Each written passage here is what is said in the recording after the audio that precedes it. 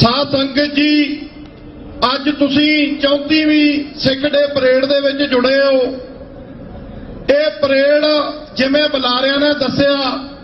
जून 1984 दे विच भारती हुकूमत ने अकाल तख्त साहब ते और 35 तो वध गुरधाम जो भारत दीआं दूजियां स्टेटां दे विच सन एक अटैक जदों कीता तां उस वेले विरोध दे विच ये परेड जिहड़ी आ न्यूयॉर्क सिटी दे विच सिख कल्चर सोसाइटी और उस समय दीआं जिन्नियां भी गुरुद्वारा प्रबंधक कमेटियां सिख संगतां ने एक फैसला किया जो अज 34वें साल दे विच आपां ये परेड कढ रहे हां। तां अज ये गल सानूं सोचण लई मजबूर होना पै रहा कि जिवें सन 47 तो बाद ही भारती हुकूमत ने ब्राह्मणवादी जिहड़ी सियासत सीगी उन्होंने सानू रियलाइज कराया दूजे नंबर दे शहरी या उस तो उपरंत असी हुण दे समय दे विच रीसेंटली देखदे हां वो भागड़ा टाइम दे विचों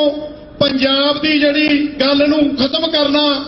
दिल्ली चंडीगढ़ जिहड़ा आ उहदे उत्ते भी पिछले दिनी जो फैसला आया जो मोदी सरकार बीजेपी की सरकार जिहड़ा कि हिंदू तवी एजेंडा ब्राह्मणवादी हुकूमत दा जो उन्होंने इस वेले लेके तुरे हुए आ कि किवें उन्होंने भावें कश्मीर दे विच धारा 370 जिहड़ी खत्म कीती सिटीजन अमेंडमेंट दा बिल एक तो बाद एक ऐसियां चालां चलियां जा रही हैं कि भारती जिहड़ी हुकूमत आ वो हिंदू तब दा एजेंडा लेके भारत नूं हिंदू स्टेट बनाउण दी गल करदियां हन। वो जी सदके उन्होंने मुबारक आ पर जदों असी पंजाब नूं भारती कब्जे विचों आजाद कराउण दी गल करदे हां तां विदेशां विच कई साडे भैण भरा खालिस्तान दी गल दे उत्ते उन्हां नूं पता नहीं क्यों दंदल पै जांदी आ। मैनूं इह समझना तुहानूं सारिआं नूं चाहीदा आ कि अज जो हालात पंजाब दे विच ही साडे इस तरह दे हो गए पिछले दिनी तुसीं जो गुरदासपुर दे नज़दीक गुजरां ने जो मसला सी किवें साडे सिख परिवारां नूं घरां दे विचों ही नहीं निकलण दित्ता दिल्ली दे विच साडी बच्ची दे नाल सिख बच्ची दे नाल रेप होना तां फिर अज अमेरिका दे विच देखो तुहानूं इंसाफ दी गल कि जदों न्यू जर्सी स्टेट दे विच सिख जैनोसाइड दा बिल लेके आया जांदा कौम वल्लों तां पास हुंदा पेंसिलवेनिया स्टेट दे विच पास हुंदा कनैक्टिकट स्टेट दे विच गुरनिंदर सिंह धालीवाल मैसाचुसेट्स तो बैठे आ रिचर्ड नील जिहड़ा फाइनेंस कमेटी दे चेयरमैन आ कांग्रेसमैन मैसाचुसेट्स तो उन्होंने भी इस गल नूं जिहड़ा मोहर लाई आ कि भारतीय हुकूमत ने वेल प्लान तरीके नाल सिखां दा जैनोसाइड कीता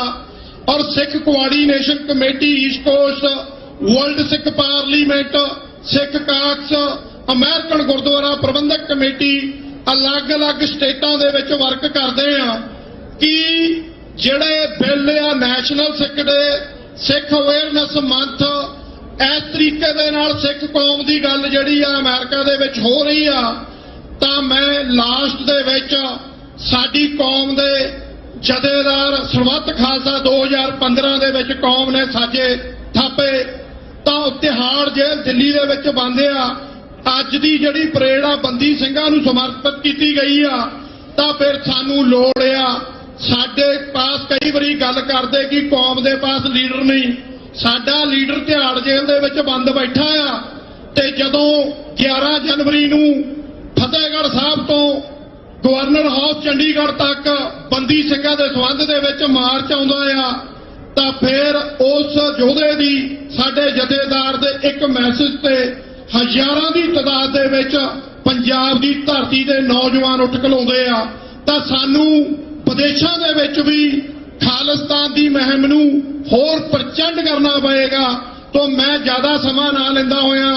5 ਨਾਰੇ ਖਾਲਿਸਤਾਨ ਦੇ ਲਾਉਣੇ ਆ ਤਾਂ ਸਿੰਘਾਂ ਨੂੰ ਸਾਰਿਆਂ ਨੂੰ ਬੇਨਤੀ ਆ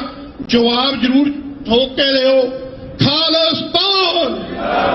ਖਾਲਿਸਤਾਨ ਖਾਲਿਸਤਾਨ ਖਾਲਿਸਤਾਨ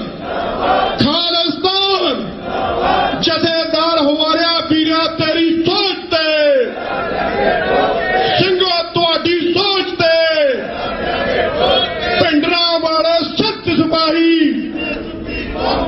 ਬਲੇ ਸੋਨਿਹਾ